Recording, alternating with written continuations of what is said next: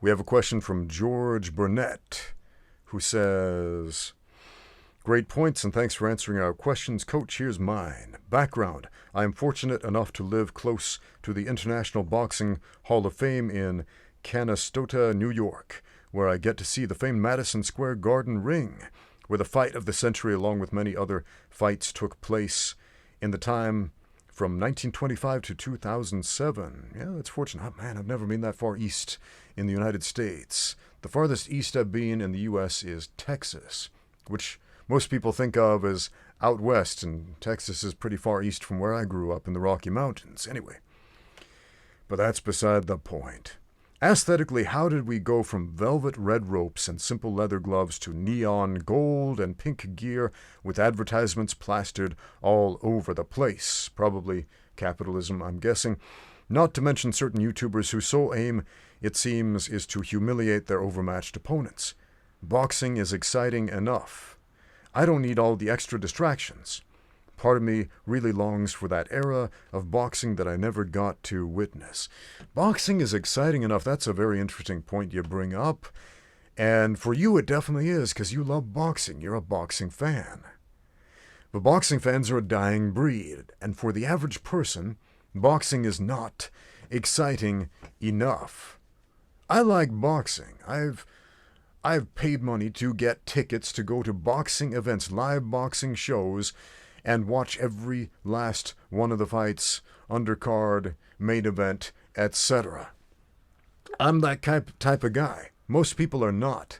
Most people will watch a couple minutes of a boxing match once in a while. Or they'll watch some highlights. Or they'll say, "Oh, I love boxing," but they love watching the highlights. They love watching big knockouts, big punches. They like watching people suffer. They love the violence, man, but they don't actually love the sport.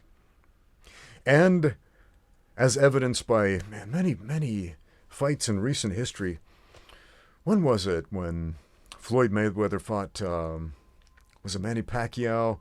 And it was a highly anticipated fight. Oh, we got these two great champions. They're going to face off. It's going to be fireworks. Boom! And then all the casuals were like, "That was a boring fight. It was like a highly technical sparring session with a little more pop behind the punches. It was boring because it went all the rounds and nobody got knocked out. Nobody died. I'm so disappointed. I want my money back." Those people weren't boxing fans.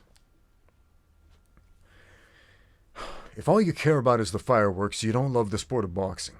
Now, getting back to your question, George, now you're a boxing fan. You don't need all the lights and the ring girls and the spectacle. I imagine you would have sat ringside for those 100-round exhibitions back in the day before they added all those pesky rules, right?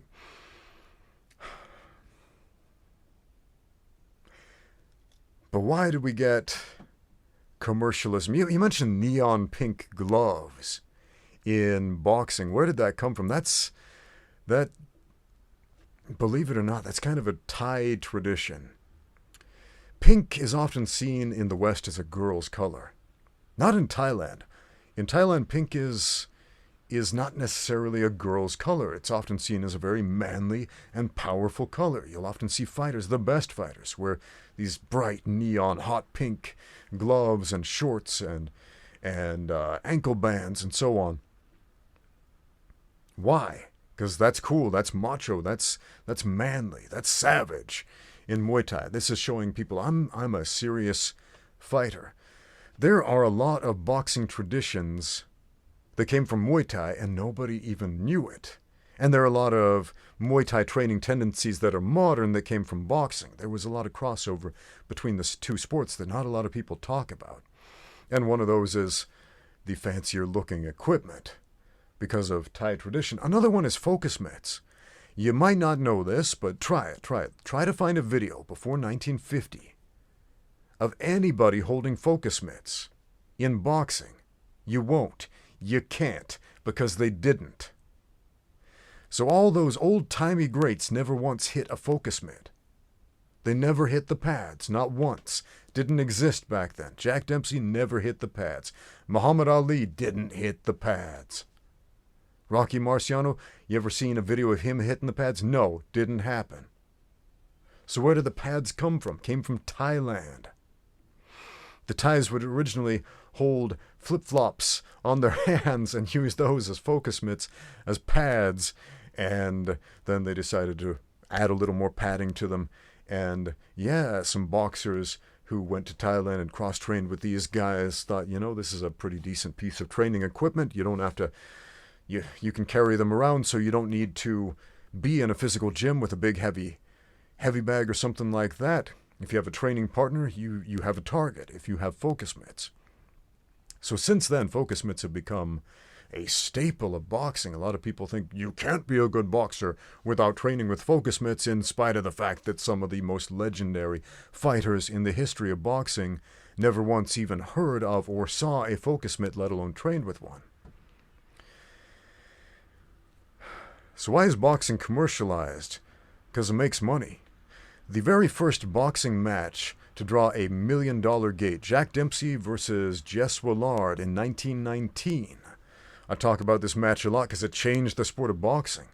Changed so much about the way the sport is trained, the way fighters fight. This fight was heavily influenced other fighters like Rocky Marciano, Mike Tyson, all of the great aggressive boxers of today who use that forward stance and the high guard and all of this stuff that is just very common knowledge today started back in 1919. But another very important trend started back then, and it was money. People realized you can make a lot of money with boxing. You can become a millionaire with boxing. Because before that, you couldn't. Boxing was more of a sideshow. Nobody ever once imagined you can become a millionaire with combat sports. But back in 1919, that whole system was changed. And from then on out, the industrialists of the world, the aspiring capitalists of America, decided, how can we make more? How about sponsors? How about logos?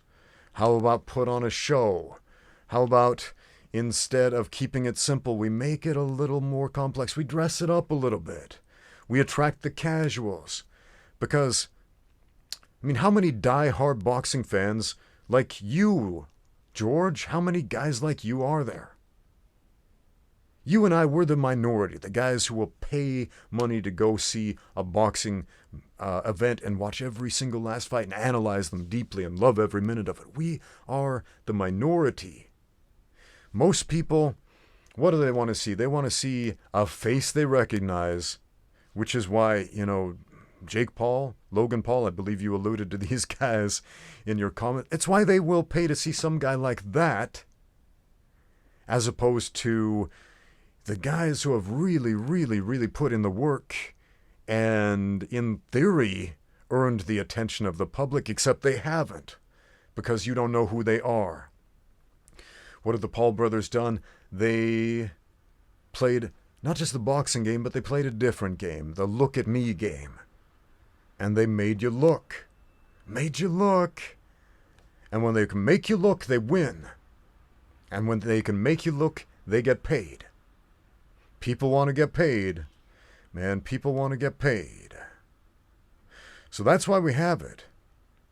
There's a word in the Spanish language, and I forgot how to say it, man.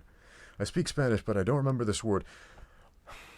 A rough translation is a longing for a past that never existed. It's kind of like seeing the past through rose-colored glasses, but there's a single word for it in the Spanish language, and I can't remember what it is. So if there are any Spanish literary mavens out there, please remind me of what that word is. I would be very interested to remember it. Are we doing that, though? Do we romanticize that old era of boxing? Do we romanticize Jack Dempsey and Joe Louis and Rocky Marciano? Yeah, but there's nothing wrong with that either. Nothing wrong with that.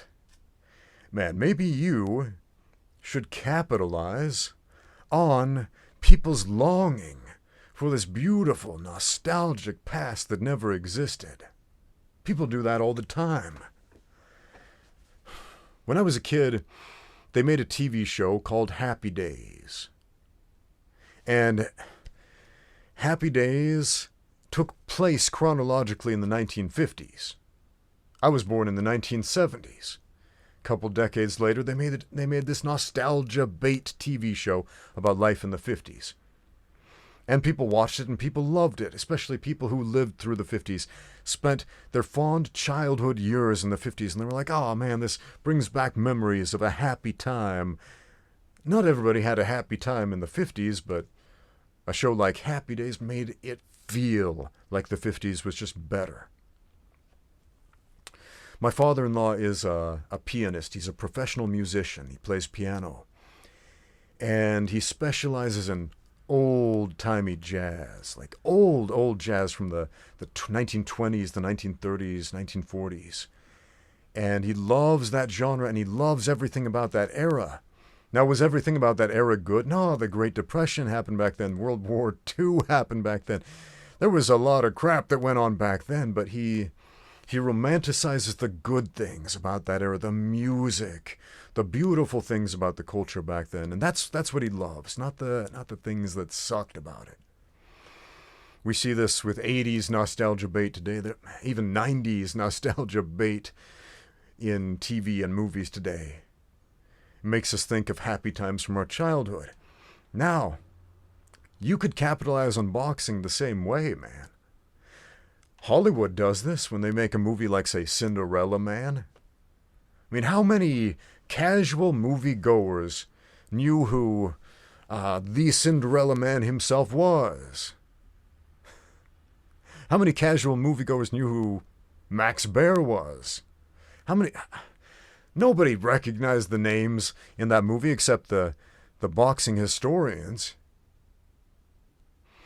But they made this movie showing this epic struggle of human spirit and triumph over adversity in this old-timey setting, with this old-timey boxer filled with spit and vinegar who pulled himself up by the bootstraps and did something awesome. And even people who hate boxing were like, that was a good movie. I liked that. It made me feel good about myself. It made me feel inspired, made me want to go out there and do great things. Same thing with the movie Rocky. People who hate boxing love Rocky. Why? Because it tells us that story, the great underdog story, the hero's journey. Man, and even though Rocky doesn't win the fight in the first Rocky movie, man, he did something inspiring. He showed heart. He struggled. He rose to the occasion. He did difficult things. He dug deep, man, and it's something that everyone wishes that they had the strength, the inner strength to do. So you can capitalize on this nostalgia. Whether you make a movie about it or some other presentation or put on an old-timey style boxing event where everybody has to grow out a handlebar mustache with mustache wax on the ends or something like that, and wear the little leather gloves with no logos, or if it simply inspires you to be a better human being, man. That's an awesome question. Thanks. If you got questions, leave them in the comments down below. I'm Ramsey Dewey. This is Q&A with the Coach. Thanks for watching. Now get out there and train.